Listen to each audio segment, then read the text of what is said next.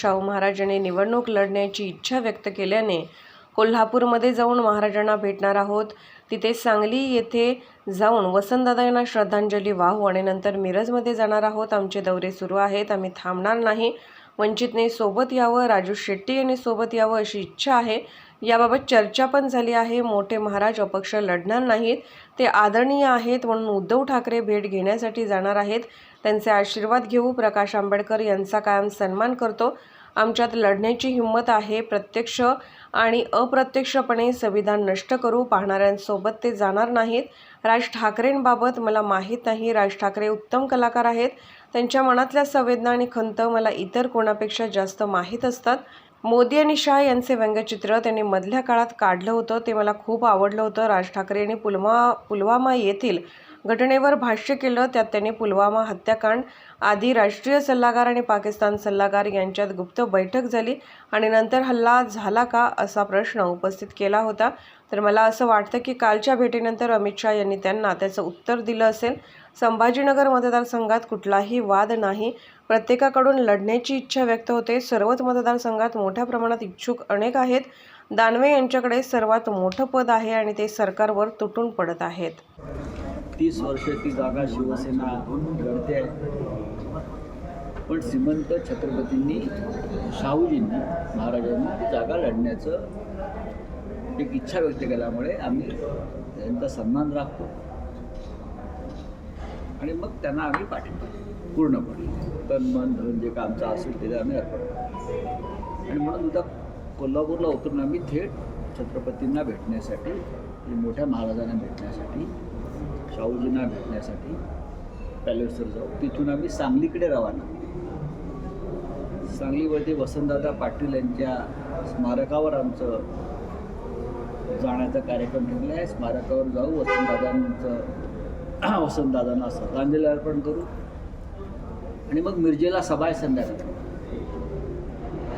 पुढचे दौरे येतील, परभणी आहे, परत विदर्भ आहे, जळगाव आहे, असे हे सगळे दौरे सुरूच आहेत। निवडणुकींच्या घोषणा होण्याआधीपासून हे दौरे सुरू आहेत, आम्ही थांबलेलो नाही।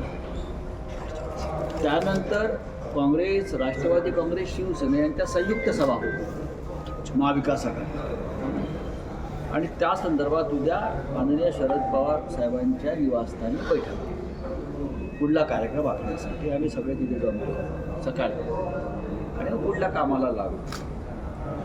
आता आपण ते म्हणताय की याद्या कधी येणार,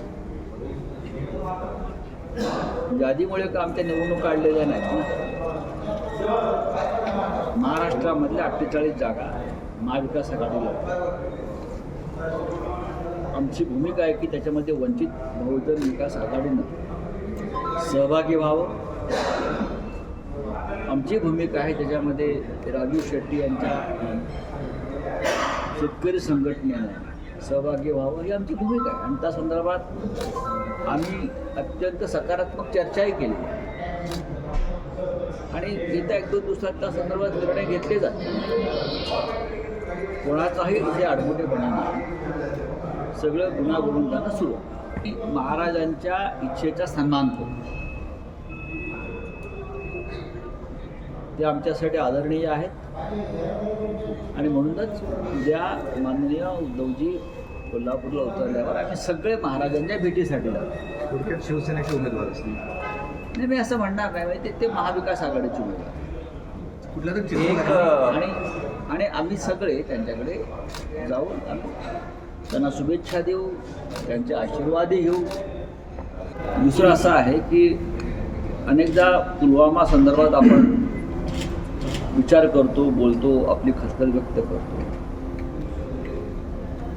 श्री राज ठाकरे यांनी एका भाषणामध्ये पुलवामा हत्येमागचं रहस्य उघड केलं।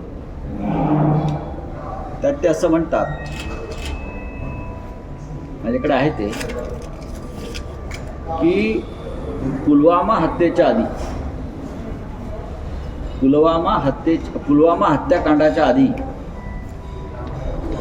हिंदुस्थानचे राष्ट्रीय सुरक्षा सल्लागार अजित डोवाल आणि पाकिस्तानचे राष्ट्रीय सुरक्षा सल्लागार यांची बँकॉक येथे एक गुप्त भेट झाली होती आणि त्या गुप्त भेटीनंतर पुलवामा हत्याकांड घडलं का असा त्यांना प्रश्न पडला होता. मला असं वाटतं की कालच्या भेटीनंतर त्यांना त्यांच्या प्रश्नाचं उत्तर अमित शहानी दिलं असेल. मला असं वाटतं की संभाजीनगर लोकसभा मतदारसंघात कोणत्याही वादना इच्छा व्यक्त करणं, निवडणूक लढण्याची कुठेही, हा काही अपराध नाही. राजकारणामध्ये राजकीय कार्यकर्ते काम करताना विधानसभा, जिल्हा परिषद, महानगरपालिका, लोकसभा प्रत्येकाला लढण्याची इच्छा होते त्या स्तरावरती. आणि शिवसेना ज्या जागा लढवते तिथे एकापेक्षा जास्त उमेदवार आहेत, फक्त संभाजीनगर नाही. हाच प्रश्न मी इतर मतदारसंघात जातो तर तिकडले पत्रकार विचारतात. इथे 4 उमेदवार आहेत, इथे 5 उमेदवार आहेत. काल आम्ही हिंगोली मतदारसंघात होतो तेव्हा हिंगोली व्यासपीठावरच 4 इच्छुक उमेदवार होते आणि प्रत्येकजण सांगत होता आम्ही 4 जण इच्छुक आहोत, आमच्यापैकी कोणालाही उमेदवारी दिली तरी आम्ही काम करू. अंबादास दानवे आणि चंद्रकांत खैरे यांच्यामध्ये कोणताही वाद नाही. आम्ही सगळे एकत्र असतो. अंबादास दानवे यांच्याकडे शिवसेनेच्या वाट्याला सध्या असलेलं सगळ्यात महत्त्वाचं पद त्यांच्याकडे आहे, विरोधी पक्षनेते. आणि त्या माध्यमातून ते शासनाचे दिंडवडे काढतायत आणि शिवसेना वाढवण्याचा प्रयत्न करतात.